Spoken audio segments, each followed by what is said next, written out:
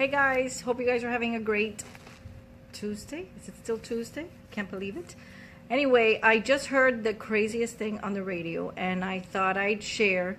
I heard that today is Face Your Fears Day. Now, I cannot believe that there's actually a Face Your Fears Day. But for someone like me who, it's not that I get offended, but really there's a Children's Day when every day is Children's Day, and there's a International Women's Day, and you know what, every day is Women's Day and every day is everyone's day. So I thought if there's one thing we shouldn't be limiting to one day, it's facing your fears. I think there are 365 Face Your Fear days in a year, except on leap year, of course, where there are 366 of them. I think that facing your fears is something you have to get up and do every day. I know you've heard me talk about before when I've said that I love the quote by Eleanor Roosevelt that says, do one thing every day that scares you. And I pray that many of you are living by that motto. I know that sometimes just something as simple as making that cold call or meeting with that client is something that inspires a lot of fear. And the only way that we're going to get around that is to face them and practice it and do it as often as we can. And every time I speak to someone who's stuck, when they get that motivation, we had our Procrastination Slayer Lab this weekend. It was a great event, just a great group of people, which always ends up happening. It's the perfect group of people. You always have this, hey man, you always have this similar thread among the attendees, and this obviously was no exception. A room full of givers, people with a lot of passion, people with big dreams, which I love being around, and it made it for a great event. But when people are stuck and they do something that they're going to use as a catalyst to move on to that next level and where they need to be, very often, even with the enthusiasm that they have to move forward, they still, there's something that's playing in their mind, and it's either fear or doubt. Those are the only two things that once you get to that point where you decide, okay, now I'm going to do it, those are the two things that you most are going to have to contend with. So I see them as very similar things. You've heard me talk about fear, and today I want to talk to you a little bit about doubt, because with every two steps that they're taking forward, they're taking one back, and usually it's something that they're doubtful of. It's that but that comes in and starts to play a role in what they're trying to manifest.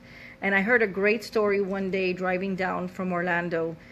And you know how the radio stations sort of switch over, and there's a lot of Christian music on the way between Orlando and Miami. And it was great because I heard the story of this guy who's a sinner. I mean, he's the sinner of all sinners. The guy's a total dickhead. I mean, just really bad guy. And he's crooked at work, and he steals from his business partners, and he cheats on his wife, and list goes on and on and on. So he's about midlife, and he sees that his friends start to die off. Some have heart attacks, others get diseases, others it's sudden, and he starts to question his own mortality. And at one point he says, I'm questioning this whole heaven and hell thing. And I'm wondering if I need to start changing my ways. But he's such a good sinner that he's able to get the devil to give him a tour of hell. He wants to see if it's really that bad, if he should make some changes, because he doesn't want, how bad is this place where he's going to spend all of eternity. So of course he gets the tour because he's, a total sinner, and he's one of his favorites.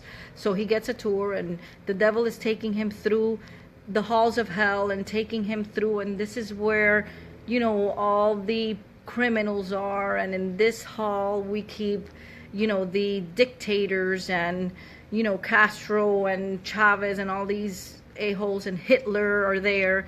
And as they progress in through the halls of hell, it gets hotter and hotter, and it's just uncomfortable, and you hear these screams coming from all the rooms, and all these, people who were totally bad are now facing this eternity that they have to deal with. And, here are the child molesters, and here are, whatever, and they just go on and on.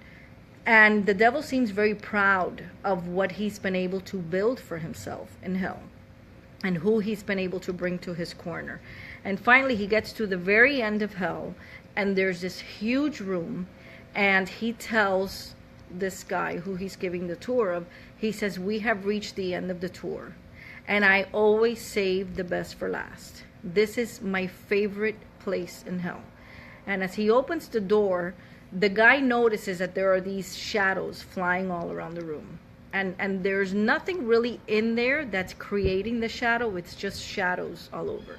And the guy says to the devil, "You know, what is this?" And the devil says, "This is where I keep doubt. And with doubt, I can destroy people.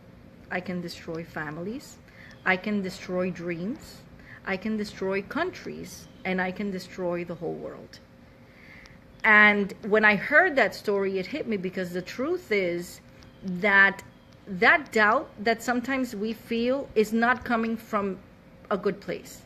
It's coming from a place where you're that close to where you want to be, or you're that close to getting on that road that's going to take you on that journey to get you to where you want to reach, that doubt creeps in, because it's trying to impede what you're going to do. It's trying to impede your ability to impact the world. It's trying to impede your ability to make a difference in people's lives and change the world.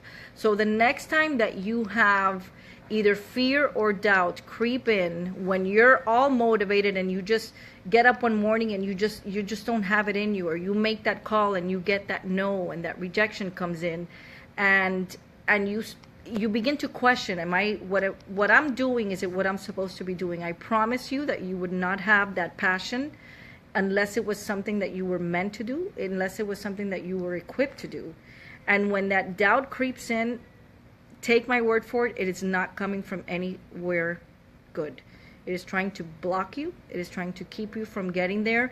And sometimes you're 3 inches away. You know, we've heard that story of that, you know, miner who's just 3 inches away from hitting the diamonds, and he just stops. And I just wanted to let you know that every day, no matter what you hear on the radio today, is Face Your Fear Days. Don't think it's just, you know, one day of the year. Every day we have to get up and face those fears and those things that we don't want to do. But I want to include in that I want you to also face those doubts. And I want you to be sure to understand that doubt is not coming from anywhere good. So that's it for today, folks. I hope you're all having a great day, and enjoy the rest of the week. Have fun.